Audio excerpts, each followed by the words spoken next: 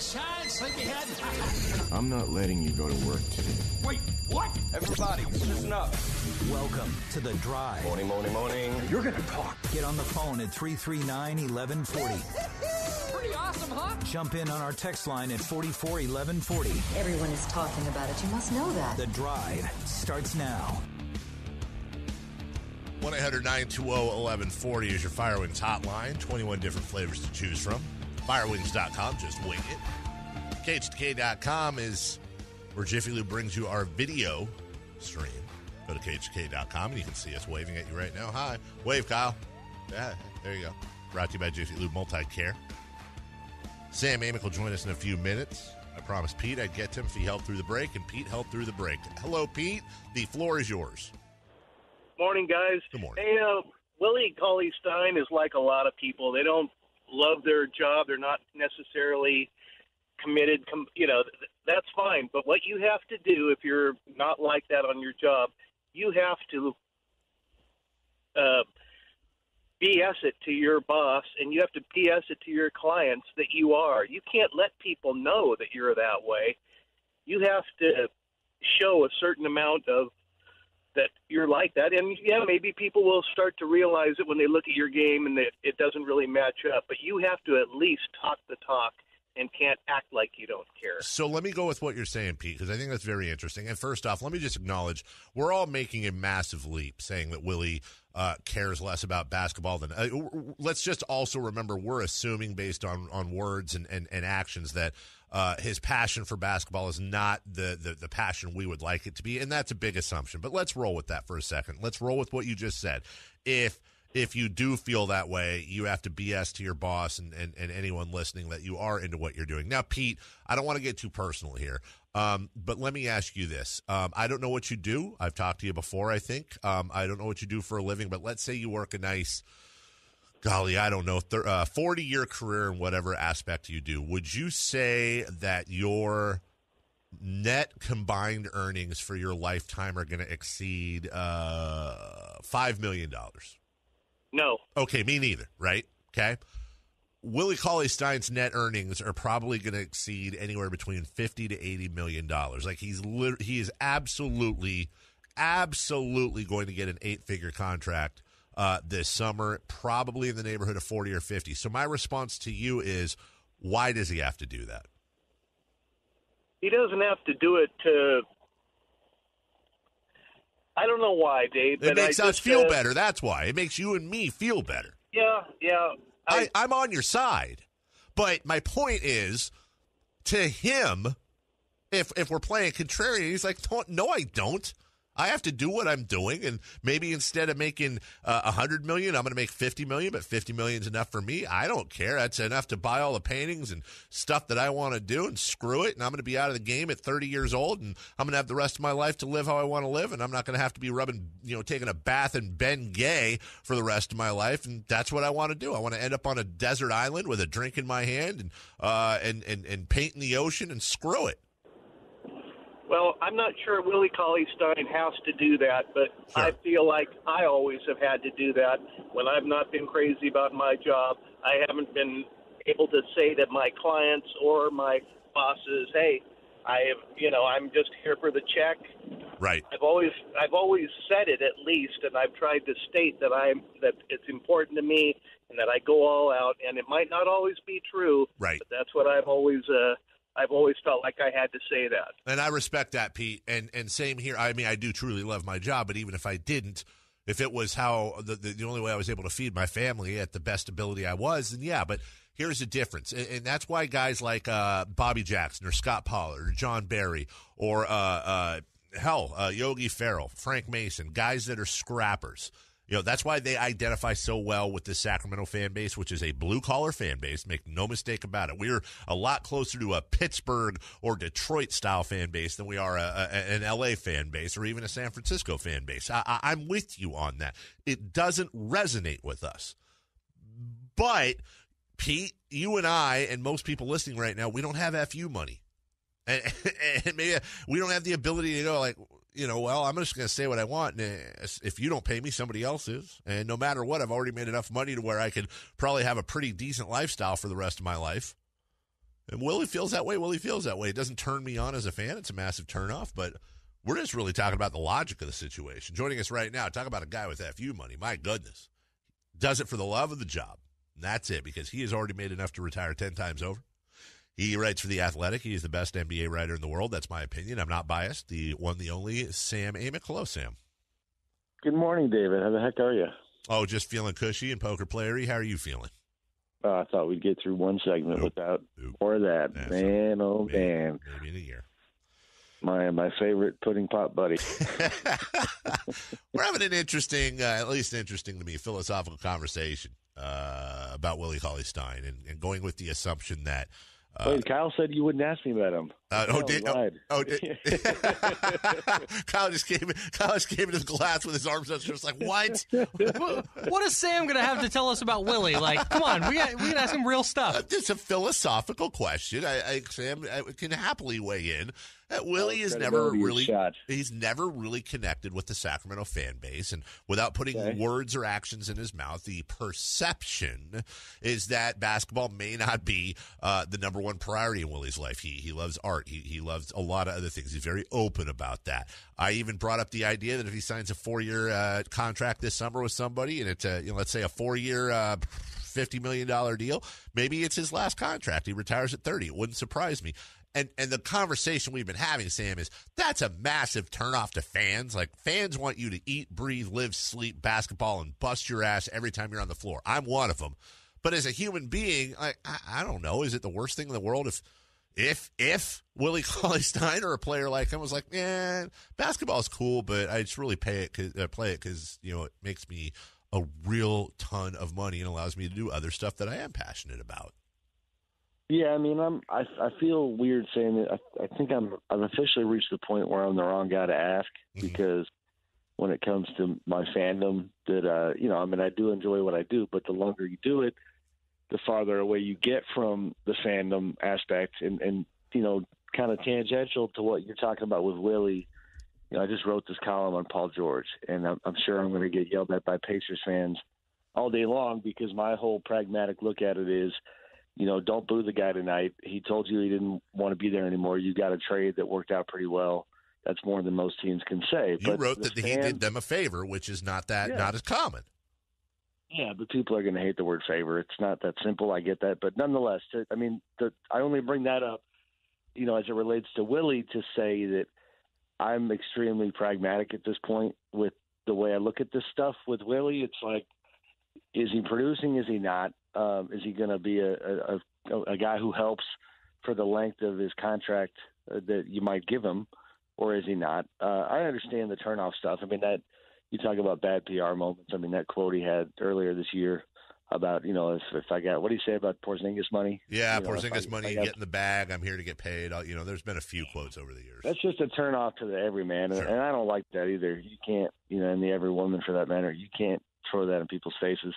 So I get it. I would probably just say that, I don't know anything about who is in his circle, and those are the folks who kind of need to get in his ear and tell him to stop doing that, even though that's the truth. I mean, these guys, they get paid a lot of money to do this. They do go after the bag, and if you can love the game at the same time, that's all the better. But, he's just one of those guys. I want to take it one step further and then move on, because you said something about, and I've said this too, guys around him get in his ear, say, dude, you can't do this. We had a guy on the phone just before he came on who said, you can't say that. Oh, but if Willie's, let's just for funsies, let's say his managers, whoever, have already done that. And let's say Willie says, no, I'm going to say exactly what I want when I want to say it. I'm never going to be fake. I'm never going to lie. I'm going to say exactly what's on the top of my mind, because I'm real. And I'm not going to lead anybody on. And guess what? I'm still going to get paid. I may not get paid as much as I could, but I'm still going to get paid. And my kids are still going to be able to go to any college they want, and so are my grandkids. Is he really wrong? Is there a wrong in that? No. I mean, it's funny. Even with the take I just had, like, as I said it, I kind of asked myself, I almost wanted to take it back a little bit, because, I was asking myself the same question you're asking. I mean, is it wrong? No. I mean, is my personal style to try to be cognizant and respectful of people whose lot in life is different than yours? yeah, I think that's where I would fall. Like, it doesn't make you a fraud or fake if you simply choose not to routinely broadcast the fact that your main incentive for playing the game is money. Right. You know what I mean? Like, that's what my conversation, my old guy conversation with Willie would be. Like, no, authenticity is awesome. It's fantastic. You know, so walk that line. Don't be fake, but don't just put it in people's faces in the kind of way that then leads to them not finding you as likable. I mean, that's, I think that's the way I would put it. Sam Amick joining us from The Athletic. Go to theathletic.com and get yourself a subscription. Less than a beer at most bars you go to for the finest coverage you're going to find anywhere of sports in general. Also a place not afraid to do deep dives as well, which is a dying art in the world of journalism. Let's go west to the Bay Area before we get back to Sacramento here. Did Steve Kerr, by slowing down the pace last night, did he crack the DeMarcus Cousins code? Do you think that's an outlier, a matchup, or do you think that's something we're going to see more as we get deep in the playoffs? You're kind of breaking news to me. It's from the standpoint of I had the game on. Sure. Actually, I'm out in Indiana for this little Pacers OKC tilt, and the game was on at the restaurant where I was. But that's interesting that I didn't really know that that's what they did. I saw DeMarcus had a great night. I think that certainly makes a lot of sense. The problem, I think the distinction I would make going forward as to like whether or not Steve can take that route and have that be the new formula is just with no Durant, it's easier to completely buy into that approach. With Kevin missing the game last night, I think, that's good. The embarrassment of riches aspect of that Warriors team is problematic, meaning that when Kevin's out there, then you can't really justify slowing it down. I mean, if they in fact did it to an extreme degree, that's harder to justify when you've got, that other wing guy who can get up and go and play the way they can play. So I think certainly in moderation, that's something they're going to want to do to get the most out of him. I mean, credit to him for kind of figuring the code out too. I mean, he was terrible in that first game that he had against Houston where it looked like they couldn't play him in a playoff series. And so, I mean, a huge night for DeMarcus. And he survived that hilarious pass to Steph Curry on the bench that I did see. I don't know if you saw that. Yeah. But, it's a huge win for the Warriors. I mean, you break that Rocket streak, you avoid getting swept by Houston, which I do think was going to matter for like the confidence psyche purposes on the Houston side. I think you kind of reminded them who you are. And, I think we're setting up for, I think, a pretty fantastic playoffs. I think it's going to be fun. I'll just put some notes out there to show what I was saying, as I think a lot of people aren't aware of this too. Last night, with DeMarcus Cousins on the floor, the pace was at 91.9. Without him, 99.5. And where that translated, their offensive efficiency with on the floor was 118, without 109. Defensive efficiency with him 104, without him 111. And net efficiency, I know I'm throwing a lot of numbers out here, plus 13.4 with him, minus 1.7 without him. The obviously straight line being drawn to the drop in pace. So whether it's something long-term or not, I think you bring up a great point and bring up a different question, Sam, which is Steve Kerr at some point, is the tippy-toe balance going to be what is best for the Warriors as a four-man team and what is best for the Warriors in the playoffs as a five-man team, including DeMarcus Cousins? Is that the code he's going to ultimately have to crack? Yeah, for sure. I mean, because if egos weren't part of this and emotion and human nature, and I wrote about this the other day, like, then you could make an argument that you should just have DeMarcus come off the bench and just destroy teams that way, and still give him big minutes. But that's just not really what he wants. That's not what his ego and I'm kind of guessing. I don't know this 100%, but it's just that's the sense I've gotten. And we are seeing that with a lot of different teams. These players who are former All-Stars who are being asked to play lesser roles. Our old buddy, Isaiah Thomas is in a bad way again now in Denver, where he's out of the rotation. So with DeMarcus, I just think that in the context of that five-man lineup, it's not that great. I mean, I looked at it the other day. I think the net rating for the five-man group was plus 2.2, which is, essentially, I think about 8 fewer than like the league best marks, to give you a little context there. But, then there's some other units with DeMarcus and the guys off the bench that are like plus 27, So, I think that's where Steve is going to have to be a manager of people and maybe try to get DeMarcus into those units more often. Sam Amick joining us right now from The Athletic. Sam, I had you on a few weeks ago, and we talked about the MVP race, and I think, and forgive me if I'm putting words in your mouth, but I think we both came to the conclusion that although, and this is important to add, you were very clear, you're going to wait, like you hope your colleagues do, till the end of the year to make the decision. I think we both had Giannis Antetokounmpo as our MVPs. I was watching that game last night, and I decided to do some numbers diving. If Giannis is the MVP, with where the Rockets are, forget last night, but how they started, where they're at, and the numbers he's putting up, I mean, my goodness. James Harden, 36 points, 6.5 boards, 7.5 assists. Is it one of those things where Jordan got it every year back in the day, so Malone got it? No offense to Giannis, but are we forgetting about James a little bit here? Does he still have a good shot? Oh, yeah, he's got a very good shot. I mean, I'm with you. I might, just for my one vote, I definitely might still give it to James. Yeah. Paul, George got hurt for a few games. They had a bad stretch, partly with him. I think Paul's candidacy has taken a hit lately. Giannis has not taken a hit when it comes like by any normal standards, but he has not been nearly as sensational as James has.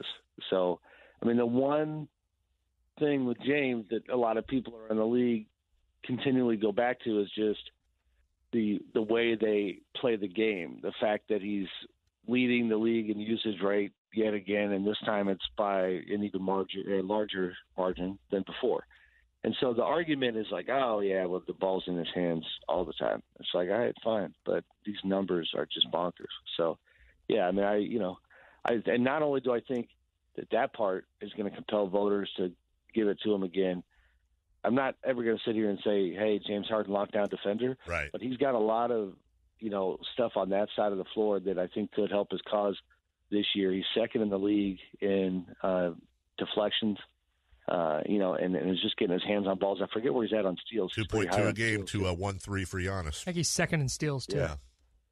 Yeah, and so, that does matter. We can't talk out both sides of our mouth. I can't sit here and praise Paul George for being, high on the deflection steals list as an active defender and then say, oh, okay, well, Hardens don't matter.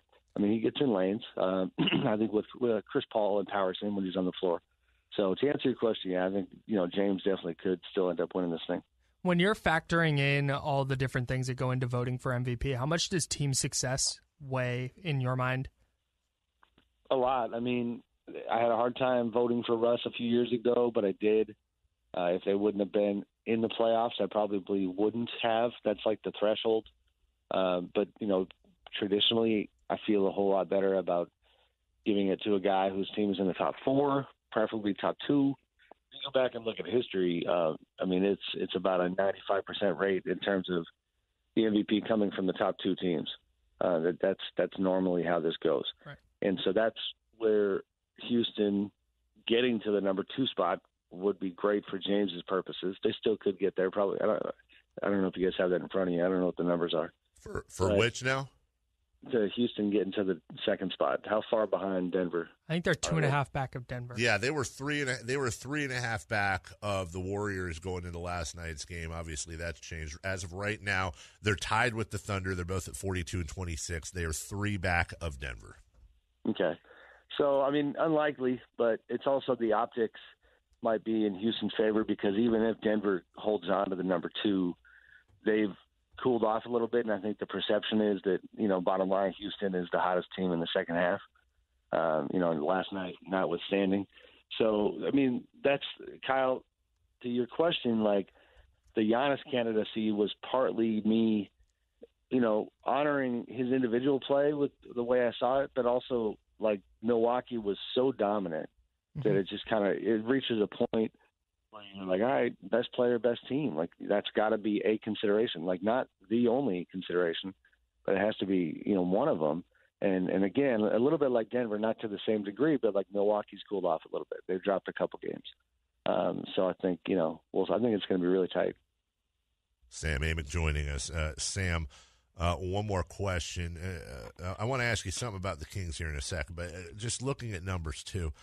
I saw an article today that said LeBron James is going to wreck his streak this year of going NBA All-First team.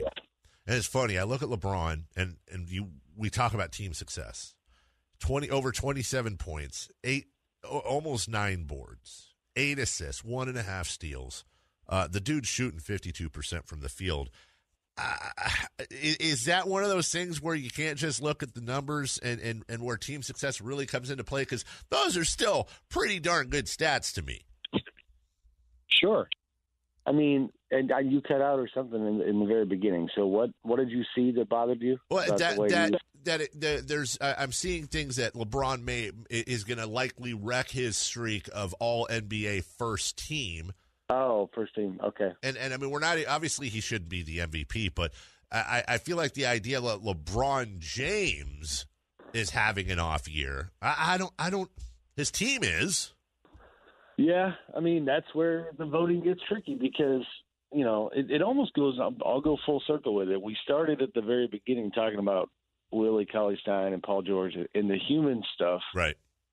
Like that's where the human stuff comes into, voting because, the numbers tell you LeBron's all-NBA, but all of us who are going to be voting on that are going to go, oh, my God, the Lakers were obnoxious this year. Like, it was just a terrible story. You know what I mean? Like, It's the optics, the emotional component, if you will, is negative. And that very well could hurt, his standing on that front. So, and there's also, like, the intangible stuff that is impossible to quantify, which is there are people who question his leadership down there this year and the way that, for him to come out publicly and say, I would love to play with Anthony Davis. And then next thing you know, like that starts the snowball of all of his teammates are, reading about how they're very possibly getting traded. That doesn't really help your locker room. That has an impact on collective success. So, I mean, that stuff's not on the box score, and I think it is going to be on people's minds. We're out of time.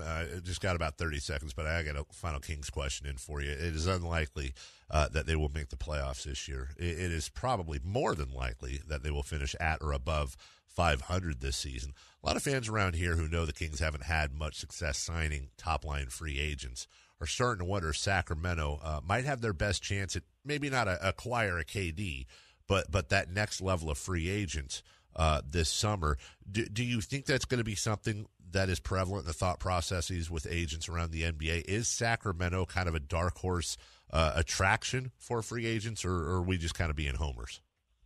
No, I think it should be a second tier one, and it's certainly not first tier. I love how you phrased, maybe not a Kevin Durant. Thanks for your your responsibility. Stranger things have happened, Sam. Not really. No, they actually haven't. That's true. No, but I think kind of under the radar that they're going to be a good spot. I don't know who they're going to target yet. They should go after. They should. Sure.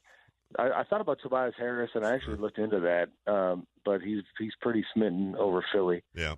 My last thought, they should. I think Vlade should just get on the phone, or actually not get on the phone, but free agency wise should try to pilfer this Pacers roster. They've got some really good free agents coming up this summer. That got my attention the other day, and then Bojan Bogdanovic.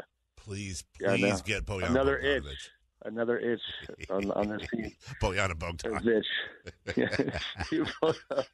Double B's. Have fun, Jerry Reynolds. Have fun, Doug. Bagley. We got right. Big brand. Watch out. Yeah. That is Sam Amick. He writes for The Athletic. Go to theathletic.com, and is really where all the best coverage of all your sports. You can customize the pages. It is a nice, clean layout. You can have all your teams and all your favorite writers right there for you. clean layout, not only on the internet, on the computer, but also on your phone or tablet as well. I read it each and every day for guys just like Sam Amick and other guys that you know that we talk to, like Jason Jones or like Matt Barrows. Many people over there. And the price of the Athletic subscription, it's less than a beer. So get off your wallet, make it happen, and expose yourself to phenomenal coverage of sports. Sam, we appreciate your time as always. Less than a mild poker hand, one might say. Wow, look at that. Corduroy King, Sam Amick with us. Thanks, Sam, buddy. we will talk to you on Thursday, pal. Thank you. See ya. See ya. Did nice plug for his website, and that's what I get. You know what? Don't go to The Athletic. It's lame. Yeah, sorry. It's lame. Or like thepathetic.com. Right? Thank you, Jay. Oakland Athletics greater than The Athletic. Who was the guy we met down there that writes for The Athletic? Julian. So he goes around. Well, Julian McWilliams. What do you do, Julian? I cover The Athletics for The Athletic. It's very nice. And he's the only guy who can say that. Yeah, you could just be like, I write for The Athletic. Well, we'll take a break. Listen, I'm a big fan of The Athletic. I think it's fair to say I'm an Athletic supporter. That one sucked. We'll be right You're back. the first person who's ever made that joke. Cold hard. Thank you. I am. Wow. I'm surprised nobody else has. Groundbreaking. Cold hard facts. Like Kyle's dumb. Next, right here on Sports 1140 KHTK. It's The Drive on Sports 1140 KHTK. Thanks to Sam Amick. Jason the engineer working on things. Also wearing the exact same golf shirt I own. Wearing that exact same golf shirt, Kyle. We're going to have to not do that this summer. It'll be embarrassing. We're Fire Wings guys here. Before we get to the Coors Light Cold Hard Fact, I don't know if you've heard this or not, but a different wing chain, you might have heard of them, Buffalo Wild Wings. Yeah, I know. They're doing the following promotion. Wow. Wait for it. They're doing the following promotion for the NCAA tournament because apparently, I'm not aware of this, there's a bunch of guys that get vasectomies around the Thursday and Friday that weekend for March Madness so they can take the time off of work. Oh, yeah, I've heard about this. I cannot imagine this. That is outrageous, by the way. Yeah, dude. Getting a vasectomy is absolutely outrageous. So, they have this thing called the Jewel Stool. Huh? The Jewel Stool has state-of-the-art button technology. Once pressed on the stool, the bartender is alerted that you need a beer. Okay. Apparently, the stool has a chilling mechanism within the chair that chills the stuff. There's a stool that you sit on if you just got a vasectomy to go watch March Madness that will ice your legs. Region. Right. And Did you say legs? Yeah. I mean, okay. We have breaking news from the Sacramento Kings. Let's roll with that real quick as well. This just in. Sacramento Kings have just announced literally a couple seconds ago that Marvin Bagley will be active and will play. Snap. Tonight in Boston. Marvin Bagley, I'm going to put this out there, will play tonight in Boston. That is obviously fantastic news, and he's back about 2 games earlier than we thought he would be. So Marvin Bagley will play tonight. We'll talk more about that and what's on tap tonight. Right now, it is time for the Coors Light Cold Hard Fact. It's time for the Coors Light Cold Hard Fact of the day. Here's Kyle Madsen. Hi, Kyle Madsen. Do you have a cold hard fact? I sure do. Okay. It's about the Warriors. Love it. Klay Thompson, he hit his 200th three-pointer of the year last night. He joined Stephen Curry as the only 2 players to hit 200 threes in 7 consecutive seasons. I'm guessing that they will not be the only 2 players to do that for very much longer. I've got another one for you from ESPN Stats and Info. Sure. The Pistons scored 25 points in the second half last night. Oh, great fact. I've brought that up in my update. Uh-huh. It was their lowest total. It matched their lowest total in the shot clock era. Detroit shot 24% from the floor in the second half. Do you want to know what they shot from three? Yes. 6%. Ew. They were 1 of 17 from three. Ew. Yikes. Could you shoot, if you had 100 tries, could you shoot 6% from three? That's what, 6? Yeah. I need to make 6? You need to make 6 out of Am 100. I being guarded? Or am I just in an open gym, I get to stand there? Because if an NBA player is guarding me, no, I don't even get a shot up. But if you give me a rack of basketballs and I just get to fire 100 threes at the rim, yeah, I can hit 6. That's terrible. Wow. Duke announcing about 5 minutes ago, Zion Williamson will return as well. So those wondering whether or not Zion would play any more college basketball games, apparently that has been answered. I imagine he will return for Duke's participation in the ACC tournament and then, of course, in the actual March Madness itself. Finally. Ooh, Isaiah Crowell has been released as well. Whoa. Yeah. Finally, Kyle. Iron Mike Tyson is in the news because his Tyson Ranch, which is a 40-acre area in California City, California. There's a California City, California. I had no idea. Neither did I. Which is dedicated to producing marijuana products. Oh, not the Tyson like beef and chicken that you get at the store. Oh, Mike Tyson. That's why I started with Iron Mike Tyson. Right. No, I know. I always thought Mike Tyson was Tyson. Oh, yeah. You thought that was that Tyson. Yeah. Maybe it is. I think it's actually Cicely Tyson. I don't know. I can't think of any more famous Tyson Chandler. Tyson Chandler does that. His Tyson Ranch has signed a deal to make Planet 13 Las Vegas, Rapper 50 Tyson, the world's largest cannabis dispensary, its exclusive retailer in the state of Nevada. And they go on to have some pictures of the Tyson Ranch cannabis things. Mike Tyson making a lot of money in the marijuana business.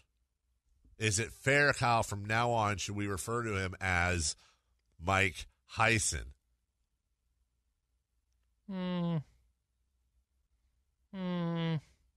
Hike Tyson? No. Iron Mike? There it is. Yeah, okay. That's better. Okay.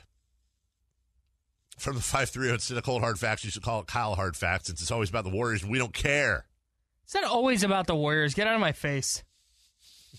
It's 4 out of 5 times. It's probably not 4 out of 5. 2 out of 5? I bet it's 1 out of every 5. So 20% of your cold hard facts are Warriors related. Yes. No, it's not even that. It's not even that. I bet in all the cold hard facts are done, I bet 4 of them have been Warriors related. Could he eventually be the world heavyweight champion? Yeah. Iron Mike Tyson? Yeah. World. Maybe. Yeah, no, we got it. Maybe he's going to take up boxing.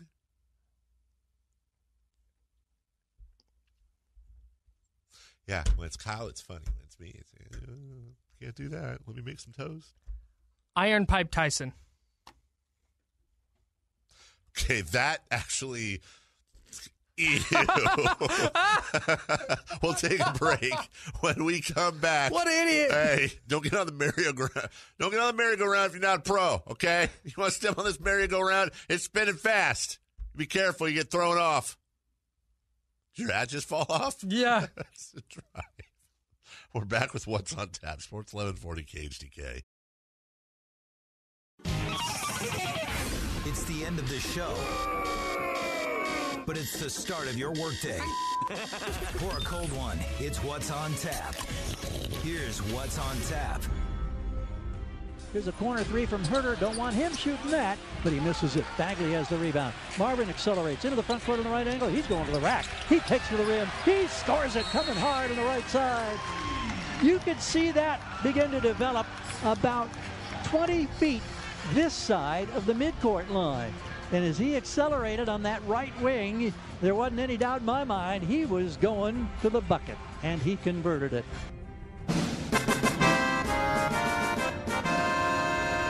What's on Tap, brought to you by Final Fantasy VII. Final Fantasy VII, perhaps the greatest video game ever created. Really excellent. When you take into account when it was made, the graphics and the technology that was available, the storyline, maybe the greatest storyline in the history of video games. 3 discs? Huh? 2 or 3 discs? 3 discs, a giant companion booklet, if that's strategy the way you want. guide. Strategy guide.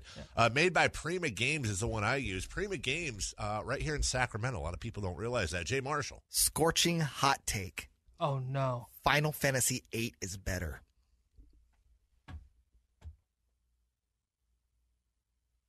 I mean, like significantly better. Hang on. Look, way better. I don't understand why. I liked him, too. Like, he's been doing really good with us. I'm going to be honest, I never really did. What? I mean, his updates were awesome. They were way better than mine. He did a great job when we were in really excellent. 4 disc over 3. Do we like post the job at the bottom? Yeah. Yeah, you email. I mean, you email digital. What if it's a bit? Is he doing a bit? I think it's a bit. It's a bit. Maybe right? it's a bit. You can't. It's got to be a bit. No, there's no way he's serious. You can't. Because Sephiroth is maybe the greatest video game villain ever. Yeah, he's excellent. I mean, Genova, the Cloud, no. Baron. Yeah, Chocobo races. Chocobo races. Come on. Knights of the Round? Yeah. Anyways, so. If Final Fantasy VII, or once Final Fantasy VII comes out on PS4, I might get a console just to play it. Now, let me play the role of Kyle Madsen. Hold on. I want to clear my Yes, throat. please drop it. Let me, drop it. Am I being you right now? Well, actually, Kyle, Final Fantasy VII is already on PS4. You can download it and play it The in new its one? entirety. No, not the new one. But you said when Final Fantasy VII gets on PS4. Just want to let you know it actually is in its original form. You can get it in the PS Store. The remake, I believe, is what you're referring to. Yeah, that's of course that I'm referring to. Good Lord. That will probably never come out. What? That will probably never come out. That they had the big announcement about a year and a half ago, maybe 2 years ago, and then we don't hear anything. That's a bummer. It's like lore. It's a legend. It's like Detox. That is a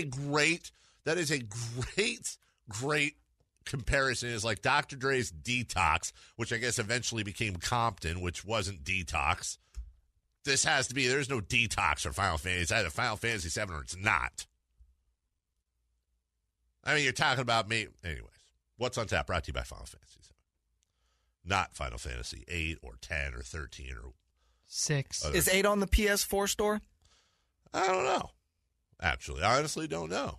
Yeah, nobody does because nobody's looking for Final Fantasy 8. I know back in the day when it came out, I gave it a shot. I tried. Yeah, we played it as well. But it was like going from eating filet mignon with truffle butter to butt. If you ask Lil Wayne, those are the same thing. Truffle butt is what it was. Maybe some of us just prefer that. Final Fantasy VII Remake release date is this year, December 31st. I have not seen that. If that gets confirmed, I am saving my pennies and buying a console for Christmas. According to... I'm probably not going to do that, but I'll really consider it. It's not happening. No, it's not. I mean, hell, they've been spending all their time on Kingdom Hearts 3, which just came out. What, on the 25th of January? Get out of here. There's no official release date for Final Fantasy VII. Hey, breaking NFL news from Ian Rappaport. Yeah. The Buccaneers have signed a quarterback. A man named Ryan Griffin, who apparently exists. What? Ryan Griffin. Taking over. He's going to back up old Jameis? I guess so. Okay. I think that'd be awesome if the breaking news was that the Tampa Bay Buccaneers have announced the Final Fantasy VII release date. Yeah, there's not even a release window out right right now. I'm just telling you. Kings, Celtics, 4:30. Wonder when that Final Fantasy VIII remake's coming out. Never. What are you looking at me weird for, Kyle? You just gave me the look like I swore or something. No, I was trying to figure out why I couldn't hear you, and then I realized it was because Jay's mic was on. Oh. Wait, when Jay's mic's on, you can't hear me? Correct. Oh. Really? Yep. Wait, hold on. Turn your mic on, Jay. Kyle is very stupid. I can hear you right now, dummy. I've got my headphones on. Oh, you had your headphones off. Jay and I both took that as the same thing, that like even with your headphones on, when No, you turn his mic I on, had taken my headphones off. Small detail that would have been, kind of like who? No, hey, he's here. Stop. Who's here? Oh, him. Matt George just walked in the Matt George just walked in the door. Matt George looks like a bean sprout. I don't know why that's funny. Matt George looks like Matt George looks like what? What are you looking at me for? Matt George looks like a bean sprout with ears. Bean sprout ears. Matt got mad at me while we were in Arizona, by the way. Yeah, he did. He got really mad at me for a tweet I put out. You know who he kind of resembles? Oh. You know the candlestick from Beauty and the Beast? It's not funny. Yes, it is.